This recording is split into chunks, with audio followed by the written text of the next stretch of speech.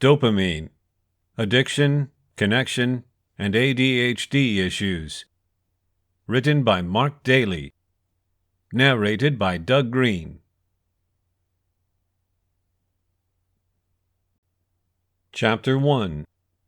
What is dopamine? What is the definition of dopamine? What does it do and in what way? These kinds of questions have caused debate in neuroscience for a long time. A new study from the UK could have some of the answers.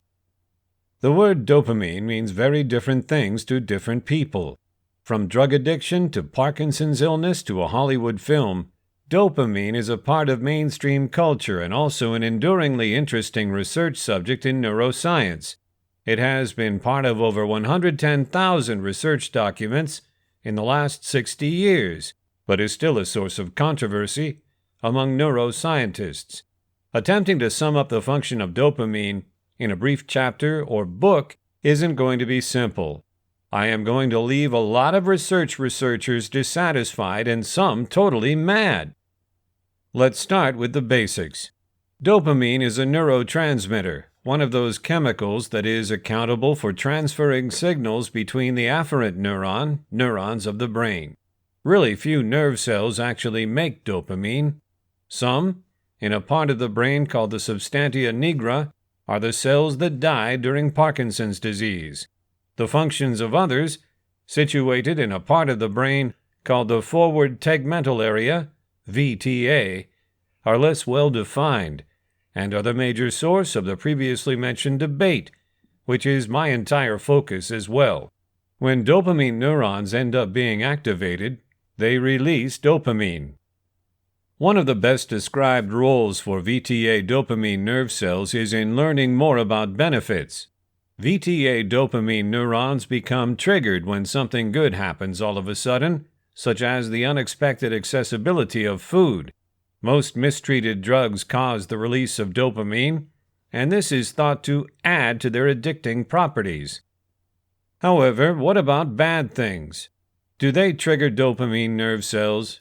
It's maybe even more crucial to learn when something bad is going to happen than when something good is.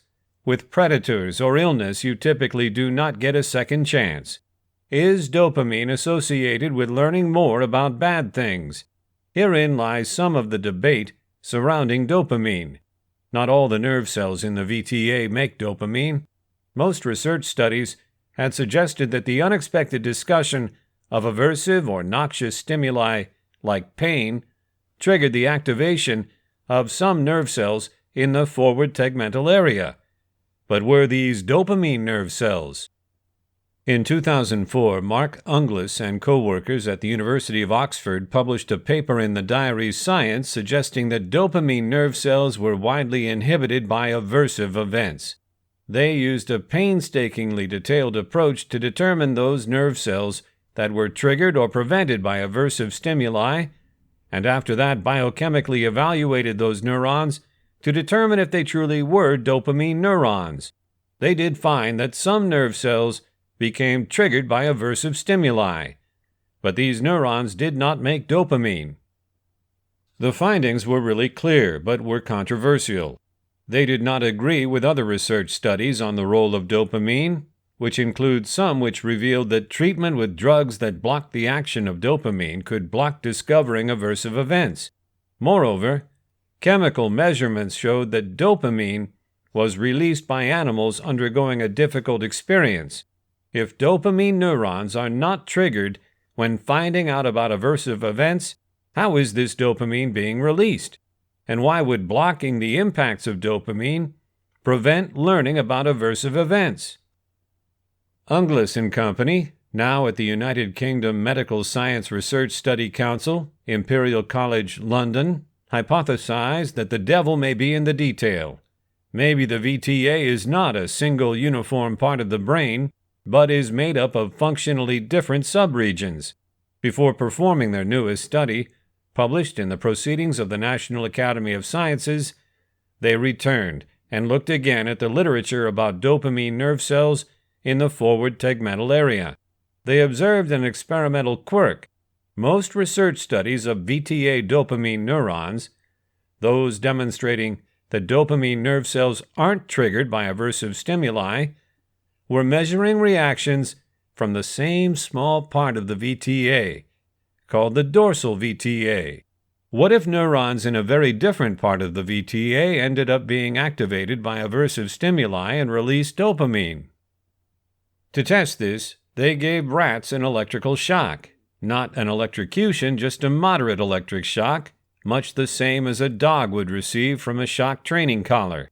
During this electrical shock, they noted the activity of nerve cells from the dorsal VTA and a slightly different part of the VTA called the forward VTA. They found, like others had formerly, that nerve cells in the dorsal VTA were either inhibited by an aversive stimulus or didn't respond at all. By contrast, those neurons in the ventral VTA ended up being triggered by the shock. Truth be told, they became really activated, displaying a type of response referred to as, quote, burst firing, that would be expected to produce an extensive dopamine release. So that would appear to be that issue fixed. But there was another twist. As I wrote earlier, one of dopamine's best-known roles is in learning about benefits. Relief from an aversive event can be considered as a reward.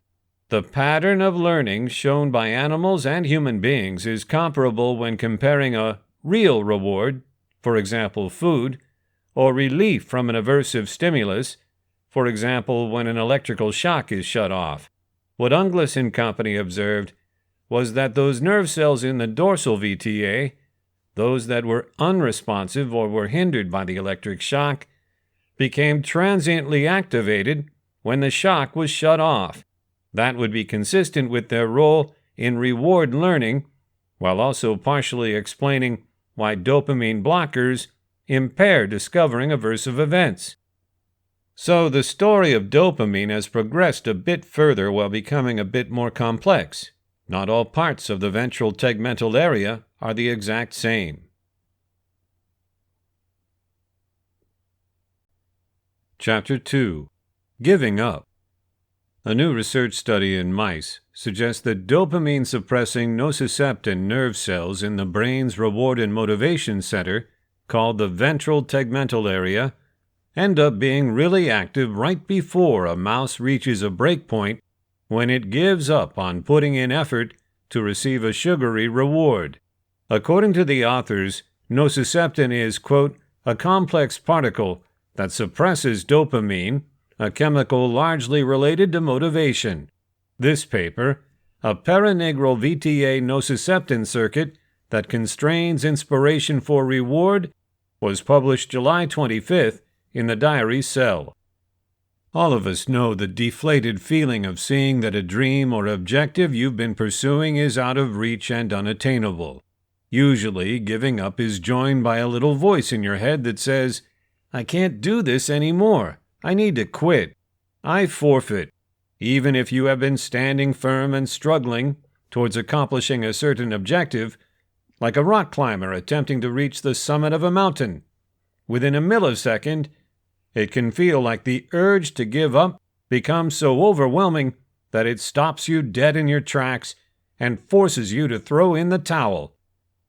As an ultra-endurance athlete, I know from experience that the sudden desire to give up often appears to come out of nowhere. To avoid allowing this phenomenon to stop me from reaching the finish line and having a DNF did not end up beside my name on the results board, I thought of some road-tested approaches for bypassing the possibly immobilizing urge to forfeit throughout a race. Though previously, remarkably little has been known about the neural circuits that appear to block the brain's inspiration to look for rewards and the neuroscience of quitting. The recent discovery of a possible link between dopamine-suppressing nerve cells and giving up came to light via lab experiments in which mice needed to poke their snouts against a dispenser to get a hit of sucrose. Initially, one nose poke gave some sucrose, then it took 2 nose pokes, then 5, and so forth. The scientists purposely increased the amount of nose poking needed for a mouse to get the sucrose benefit. Using modern strategies, The scientists had the ability to recognize that just before a mouse reached the breakpoint of giving up, dopamine-suppressing nociceptin nerve cells connected to the VTA became very active. The creative representation beneath of this study by Max Huffman brings this research to life in a spirited and whimsical manner in which makes it simple to imagine what it feels like when nociceptin suppresses free-flowing dopamine supplies, constrains motivation, and increases the chances of giving up. In my mind's eye, the Huffman illustration illustrates dopamine as red rock climbing up bodies that are scaling a mountain, while the green tentacles of dopamine-suppressing nociceptin nerve cells are clinching their bodies in an effort to push them to the breakpoint of quitting their summit effort. Quote, "We are taking an entirely new angle on an area of the brain called VTA, forward tegmental area." Co-lead author Christian Peterson, a fourth-year PhD student in bioengineering at the University of Washington School of Medicine and the UW College of Engineering, said in a declaration. For this research study, Peterson and co-workers spent 4 years analyzing the role nociceptin plays in regulating reward-driven inspiration and quitting. As pointed out, one significant emphasis of their research is that nociceptin nerve cells project in your area on VTA dopamine nerve cells and end up being extremely active when mice end up being demotivated to seek rewards. At the time of enjoyable and gratifying activities or pursuits, specific neurons in the VTA release dopamine. Previous research on inspiration and benefit has focused primarily on the activation of dopamine neurons, but neglected the dopamine-suppressing role of the nociception modulatory system.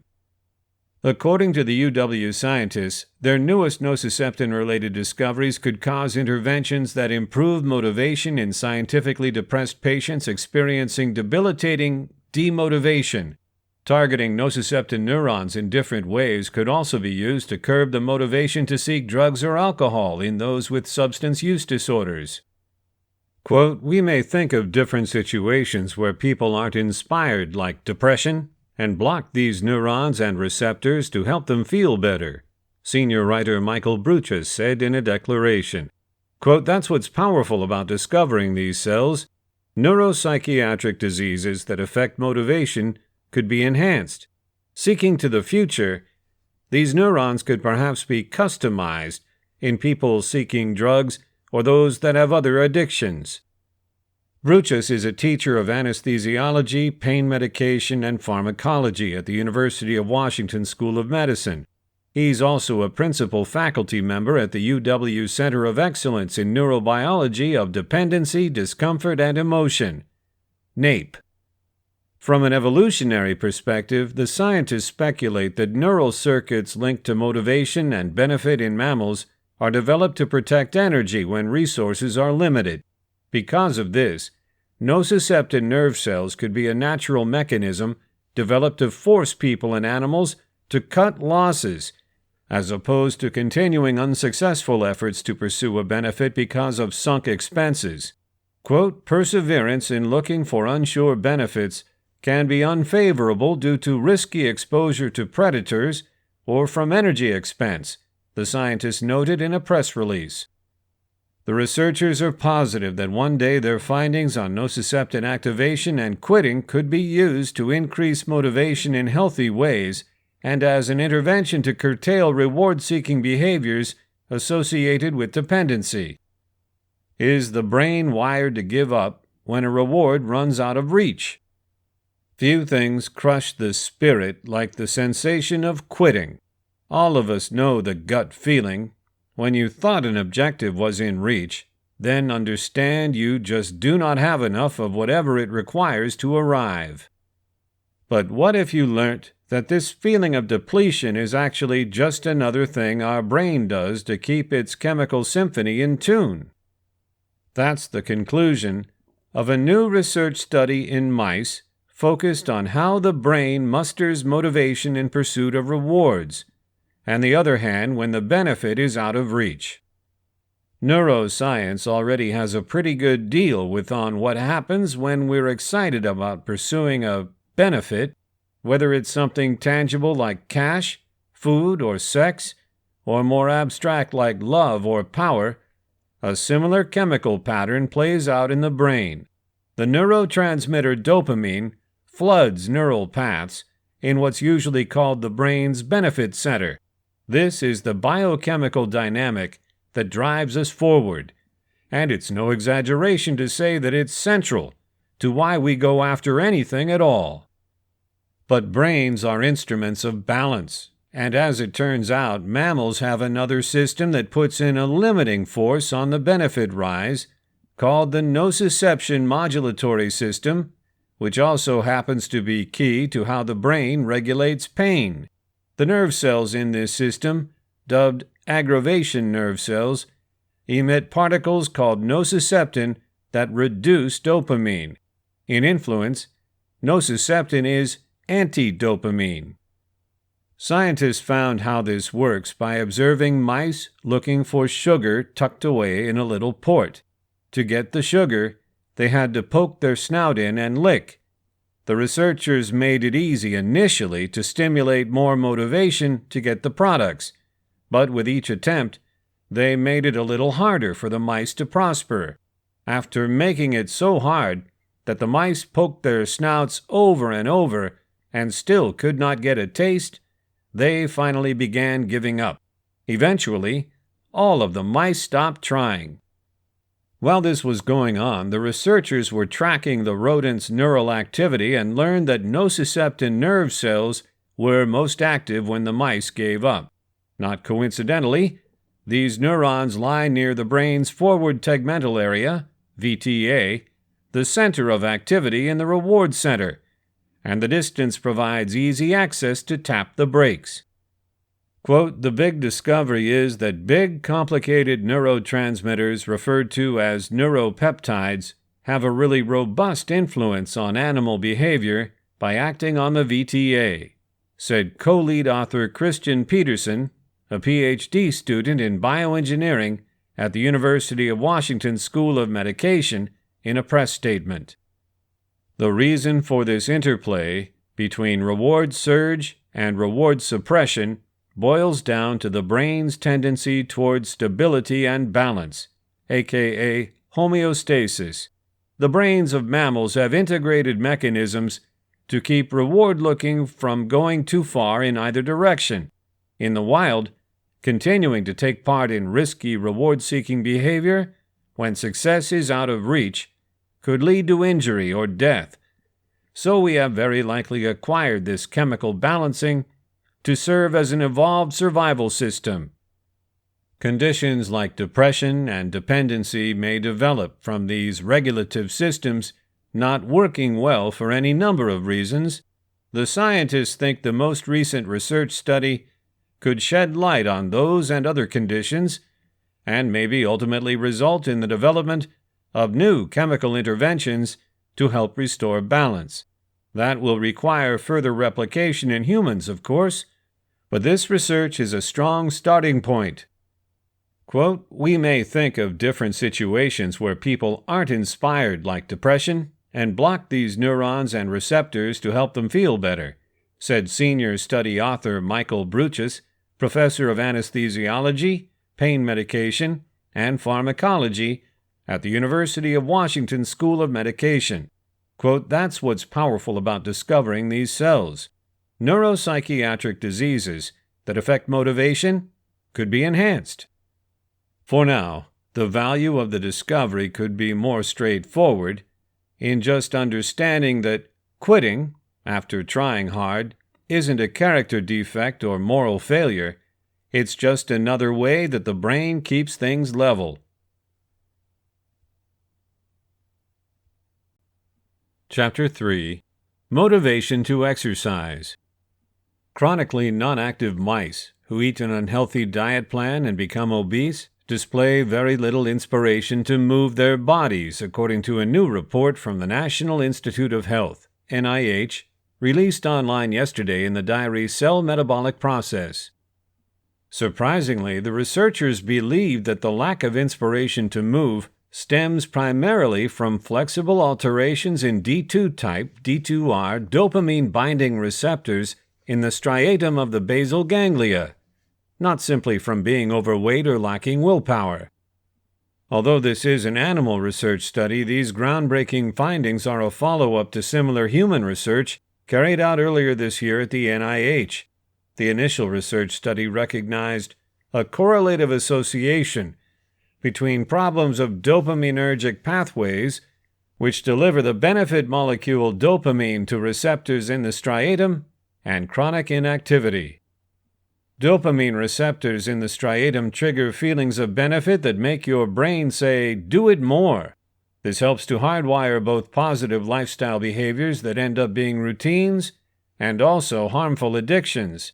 In previous research studies, breakdowns of the basal ganglia have been associated with Parkinson's and Huntington's illnesses, autism spectrum disorders, ASD, obsessive-compulsive disorder, OCD, Tourette syndrome, and other neuropsychiatric disorders.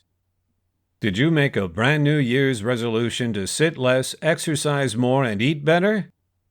If you're like numerous millions of people around the globe, odds are that you'll make a New Year's resolution to adopt much healthier lifestyle routines in 2017. Regrettably, the chances of sticking with your exercise resolution long enough for moderate to vigorous exercise, MVPA, to end up being a day-to-day routine are statistically slim. But there's hope. Simply because of the neuroplasticity of your basal ganglia, the NIH scientists learned that dopamine receptors are flexible and can be reshaped and rewired if you can stick to slight enhancements to diet and exercise long enough to produce an upward spiral within the striatal loop circuit. This improves dopamine D2R binding and makes perspiring feel good, which will make you want to work out more. Till recently, most experts would blame an absence of self-discipline as being the prime culprit for people failing to stay motivated to stick with an exercise program. Now, for the first time, it seems that problems within someone's D2R dopamine signaling, rooted in the striatum of the basal ganglia, may clarify why some of us are more susceptible to be lazy bones than others. All animals, including human beings, seek pleasure and stay away from pain. Without proper dopamine signaling, it is unrealistic for exercise to feel like a pleasurable or satisfying experience. If your D2-type dopamine receptors are inefficient, it can make exercise a really disagreeable experience on a neurobiological level. While exercise produces runner's high for some, this research helps to clarify why the link between exercise and feeling good isn't a universal phenomenon in a way that exceeds endorphins or endocannabinoids. In a statement to Cell Press, the study's senior writer Alexei V. Kravitz, a private investigator in the eating and addiction area, diabetes, endocrinology, and obesity branch at the NIH, said, quote, "In many cases, self-discipline is invoked as a way to customize conduct. However, if we don't understand the underlying physical basis for that behavior, it's hard to say that willpower alone can resolve it. We know that physical activity is linked to overall health, but not much is known a lot about why people or animals with weight problems are less active. There is a typical belief that obese animals do not move as much simply because carrying additional body weight is physically disabling. Having said that, our discovery suggests that assumption doesn't clarify the entire story. Other research studies have connected dopamine signaling problems to obesity, but most of them have taken a look at benefit processing, how animals feel when they eat different foods. We looked at something easier. Dopamine is critical for movement, and obesity is related to a lack of movement. Kravitz's other research fixates on basal ganglia circuits and how their function changes as a result of impacts such as weight problems, addiction, depression, and Parkinson's disease. When he started carrying out weight problems research several years ago, Kravitz was amazed to find comparable patterns of movement behavior between obese mice and lab mice with Parkinson's illness. Based upon this serendipitous observation, he assumed that the reason that both overweight and Parkinsonian mice were inactive was because of dysfunction in their dopamine systems. After evaluating 6 different parts in the dopamine signaling pathways in lab animals, Kravitz and co-workers pinpointed that inactive overweight mice had deficits in the D2-type dopamine receptor, but not the D1-type receptor. Although other elements are probably involved in this process, the deficit in D2R is sufficient to clarify the absence of activity in overweight mice, the researchers concluded. Striosome dendron bouquets in the basal ganglia may drive voluntary movement. The most recent findings by Kravitz et al. On D2-type dopamine receptors and inactivity dovetail with research being performed by MIT neuroscientists who pinpointed dopamine receptors in the striatum as being associated with decisions requiring a cost-benefit analysis. The MIT scientist used a revolutionary method developed at the Massachusetts Institute of Technology known as growth microscopy to focus on a direct communication pathway to the striatum that is directly linked to another complex dopamine-fueled subsystem in the basal ganglia. The researchers coined this subsystem a striosome dendron arrangement. The cluster of nerve cells in this bouquet are associated with making choices that require any kind of cost-benefit analysis, in which you weigh the pros and cons of a possible choice using practical rationale, combined with a gut feeling of the emotional toll connected to a specific choice. The study was led by Anne Graybiel, an institute professor at MIT and member of the McGovern Institute for Brain Research Study. In a declaration to MIT, Graybiel said that the striosome dendron arrangement might also be a prospective target for treating the neural degeneration seen in Parkinson's disease. Please take a few minutes to watch this YouTube video of Anne Graybiel describing her research on the basal ganglia at MIT. If you stick with it, habitual way of life choices can restart your dopamine receptors. The most recent discoveries on the capability of D2-type dopamine receptors to increase or reduce a person's motivation to move his or her body provide a neuroscience-based clarification as to why it's an uphill struggle for some people to psychologically kickstart their motivation to be more physically active through large force of will. Hopefully, this new empirical evidence will lower moral judgments and any stigma people who might be overweight and keep from exercise experience. The clinical proof suggests that a lack of inspiration to exercise has deep neurobiological roots and goes far past just being lazy.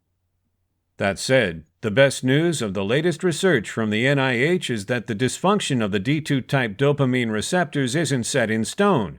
By gradually increasing physical activity, eating a healthier diet, and losing some weight, the basal ganglia seems to reboot and dopamine receptors wake up. This kickstarts the biological reward mechanism that can make someone want to move his or her body voluntarily. Future research by Kravitz and his team at the NIH will concentrate on how eating an unhealthy, obesogenic diet influences dopamine signaling. The scientists also prepare to examine how long it takes for overweight mice to restore higher inspiration levels and end up being active once they begin eating a healthier diet, moving more, and losing weight. Chapter 4: ADHD and Dopamine. For the past some decades, scientists have been examining possible connections between ADHD and one of the primary chemical messengers in the brain, dopamine. Scientists noticed that medications that work for ADHD all lead to increases in dopamine at connections between brain cells. The most basic explanation seemed to be that the medications work by helping to fix a broken dopamine system in the brains of ADHDers. When it comes to biology, however, the easiest explanation isn't always right, and the issue is not so easy to settle. One of us, Ben, is a brain scientist, So let's talk a little about what's actually understood and not known about dopamine and ADHD. Dopamine is a neurotransmitter, a chemical that transfers signals between specific brain cells, nerve cells, at their connections, synapses. It is just one of several significant neurotransmitters in the brain, not only in humans, in the brains of all animals. Its chemical structure is very closely related to another neurotransmitter called norepinephrine, which is closely associated with the hormonal agent adrenaline, also called epinephrine. But the impacts of dopamine are quite different. Most or all of the drugs currently used to deal with ADHD do indeed increase the efficiency of dopamine at synapses. Something about this helps patients with ADHD focus and pay better attention to one thing at a time. How precisely more dopamine translates into better concentration and focus is not yet comprehended. Individually, there is also some genetic proof supporting a crucial role for dopamine in ADHD. ADHD has a considerable heritable part, and at the very least a few of the genes included encode dopamine receptors. These are the particles at your synapses that pick up dopamine signals. But it is definitely not simply a matter of too little dopamine or dopamine signaling in the brains of ADHDers. Dopamine's role in the brain is far more different and complex for this to be the case. This is an example. Not only is dopamine involved in focus and concentration, it is also a major player in the reward circuitry of the brain, and for this reason is necessary in all forms of dependency. It plays a vital role in a circuit involved in the production of the female nursing hormonal agent prolactin. It is also critical in the brain circuitry controlling smooth muscle movements that gets damaged in Parkinson's disease. Muscle rigidness and irregular jerking movements are one effect of too little dopamine in that illness. Not only ADHD medications, but other psychiatric drugs also affect dopamine. Antipsychotic medications modify dopamine signaling in approximately the opposite direction of the ADHD medications. Antipsychotics, used to deal with hallucinations and messy thinking in mental conditions like schizophrenia, decrease the efficiency of dopamine at synapses everywhere in the brain. The blockade of dopamine in some of the circuits we just discussed can trigger unwanted bad side effects from these medications, like muscle rigidness or milk production, even in men. While the blockade of the signal in other brain areas, like the cerebral cortex, the outer layers of your brain, appears to be handy in minimizing hallucinations and disordered thinking. To make matters even more complicated, each person has their own particular genetic variation in receptors for dopamine and other neurotransmitters. Not only is the amount of dopamine crucial, but the many different types of receptor present in unique regions of your brain, and the exceptionally complex ways these regions are all wired together, add to how you react to levels of dopamine and other neurotransmitters in your brain, and to medications that modify this balance. It would be super cool if your medical professional could scan your brain or your DNA and see your levels of dopamine, all your other neurotransmitters, the mix of signifying molecules inside your 100 billion brain cells, the kinds of receptors present at your 100 trillion synapses, the complex circuitry that wires all this together, and based upon that, anticipate how you'll respond to a medication. Nonetheless, at this point, that's pure science fiction. There is no scan available today that can expose in sufficient resolution your neurotransmitter levels, receptor subtypes, and the myriad other elements underlying the functional anatomy of ADHD, or addiction, or Parkinson's illness, or schizophrenia. And even if we had the innovation to perform such a scan, we would have not a single clue how to translate the results. As the saying goes, that day could come, but today isn't yet that day. So take the hype about dopamine and other neurotransmitters with a huge grain of salt. A little knowledge can be a dangerous thing. The human brain is aptly referred to as the most intricate structure in the known universe. Considered that big complexity, it is safe to say that brain scientists presently comprehend much less than 1% of it. We're still just searching around the edges of beginning to understand how the brain is assembled, let alone how it creates your thoughts and conduct. A lot of what doctors think they know about disorders such as ADHD has been presumed, rightly or incorrectly, from how existing psychiatric drugs appear to work.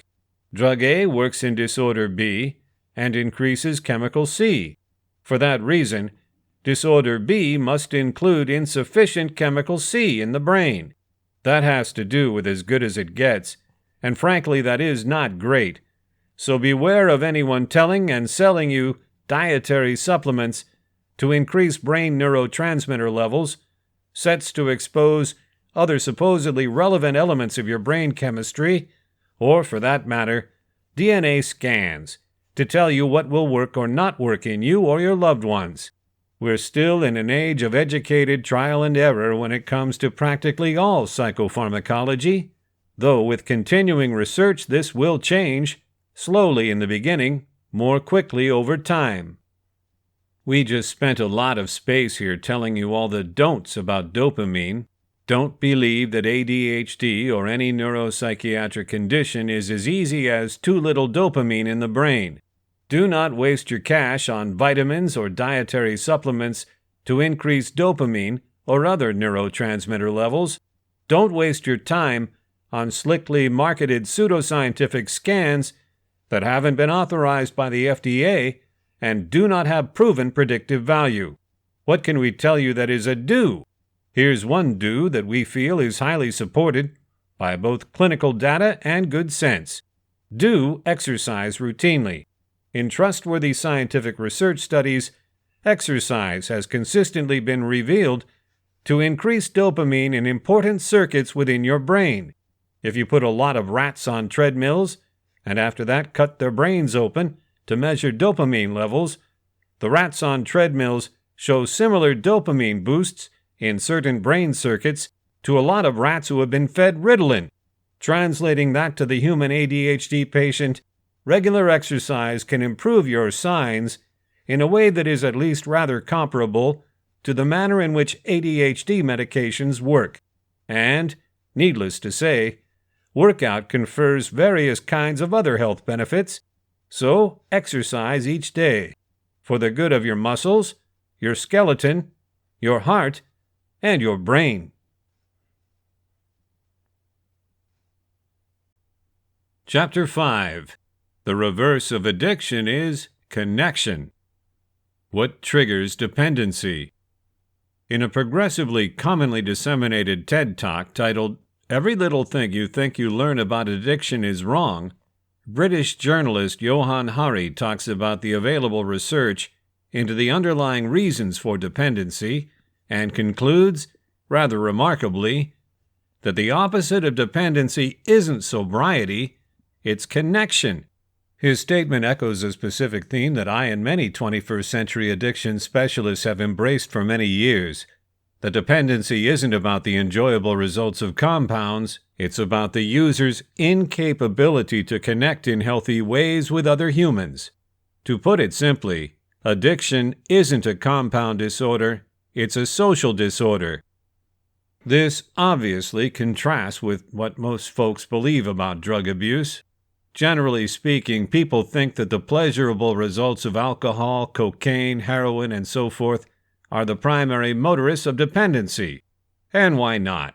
We know for certain that once ingested, these substances trigger the release of dopamine and several other pleasure-related neurochemicals into the brain. In other words, potentially addictive compounds make us feel good. And just because we like to feel good, we tend to go back for more. Therefore, the human propensity for dependency, or so it seems at first glance. Bolstering this belief is the fact that the majority of the early research and theories on the root causes of addiction are centered on the brain's enjoyment reaction, the previously mentioned dopamine rush. Even the National Institute on Substance Abuse at first embraced this view. Nonetheless, this long-held belief is inaccurate. If it wasn't, then everyone who ever took a sip of alcohol would end up being a raving drunk, and everyone who ever consumed an opiate, even through prescription, would wind up in a street shooting heroin. But that is not even close to what actually happens. In reality, only about 10% of the people who try a potentially addictive substance ultimately end up being addicted. The rest of the people either leave the substance completely or continue to enjoy it delicately or recreationally. Welcome to the rat park. Given the above, one questions what's actually happening with dependency. Clearly, there's more to the formula than just the dopamine satisfaction reaction. Surely the experience of enjoyment does play some role, simply because it opens the doorway to addiction. But it is clear, based upon the fact that most people do not become addicts, that gradually an individual's initial experience of enjoyment is not what triggers that individual to go back to an addictive substance again and again, compulsively, and to her or his detriment. This is a problem that researchers started to explore in the late 1970s and early 1980s. An example would be the following.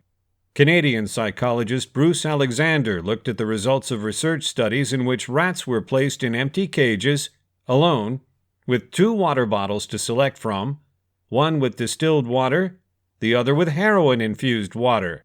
Those experiments showed that as time passed, these rats would consistently get hooked on and eventually overdose from heroin.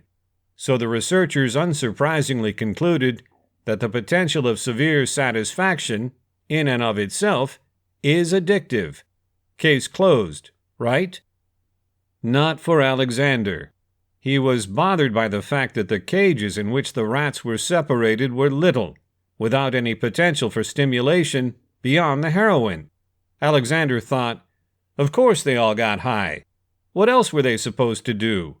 In reaction to this perceived shortcoming, Alexander created what we now call the rat park, a cage approximately 200 times larger than the typical isolation cage, with hamster wheels and multicolored balls to play with, lots of yummy food to eat, and areas for breeding and raising litters. And he put not 1 rat, but 20 rats of both genders into the cage. Then and only then did he mirror the old experiments, offering 1 bottle of pure water and 1 bottle of heroin water. And guess what? The rats disregarded the heroin. They were far more fascinated by normal common rat activities such as playing, fighting, eating, and mating. Essentially, with a bit of social stimulus and connection, dependency vanished. Heck, even rats who'd previously been isolated and sucking on the heroin water left it alone once they were introduced to the rat park. The human rat park. One of the reasons that rats are regularly used in mental experiments is that they're social creatures in tons of the exact same ways that humans are social beings. They need stimulation, company, play, drama, sex, and interaction to stay happy. People, though, add an additional layer to this formula. We need to be able to trust and to emotionally attach. This human need for trust and attachment was initially studied and developed as a psychological construct in the 1950s when John Bowlby tracked the reactions of small children when they were split up from their parents. In a nutshell, he found that infants, young kids, and kids have a comprehensive need for safe and trusted caregivers. If kids have that, they have the tendency to be happy in youth and well-adjusted, mentally healthy later in life. If kids do not have that, it's a very different story. It is clear from Bowlby's work and the work of later scientists that the level and caliber of trust and connection experienced in early youth brings forth into adulthood. Those who experience secure attachment as infants, young kids, and little kids almost always carry that with them into adulthood, and they are naturally able to trust and connect in healthy ways. Meanwhile, those who do not experience protected early life attachment tend to have issues with trust and connection later in life. In other words, firmly attached individuals tend to feel comfortable in and to enjoy the human rat park, while insecurely attached people generally struggle to fit in and connect. Guess which group is more susceptible to addiction?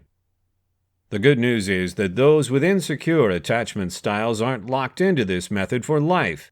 With appropriate assistance and a fair amount of mindful effort, the individuals who were not enhanced with protected attachment in childhood, and for this reason, the capability to quickly connect in adulthood, can learn to firmly attach, typically through therapy, support system, and various other healthy and healing relationships, creating in time what's referred to as earned security.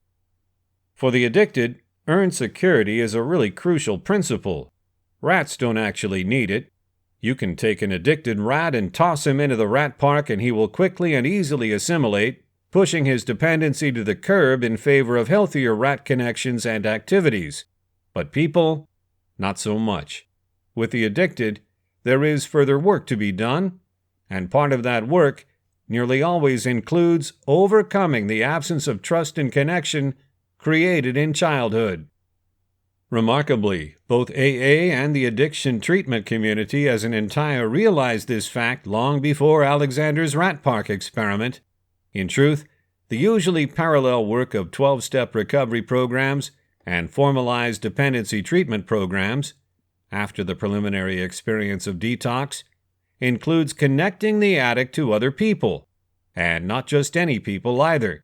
We are talking about safe, encouraging, trusted, compassionate people.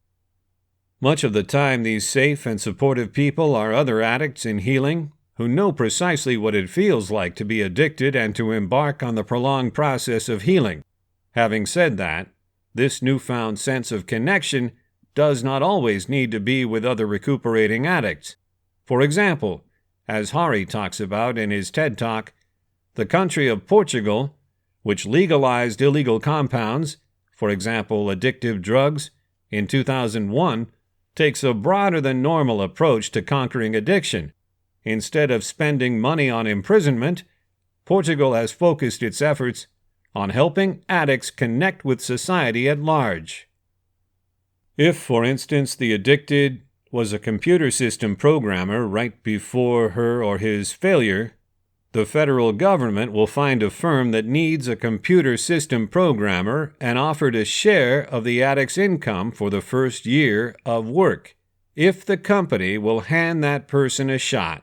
In addition, the government funds standard treatment opportunities and various other forms of social support. In short, Portugal tries to reintegrate addicts into the human rat park in a way that helps them learn how to trust and connect. And it's working as well.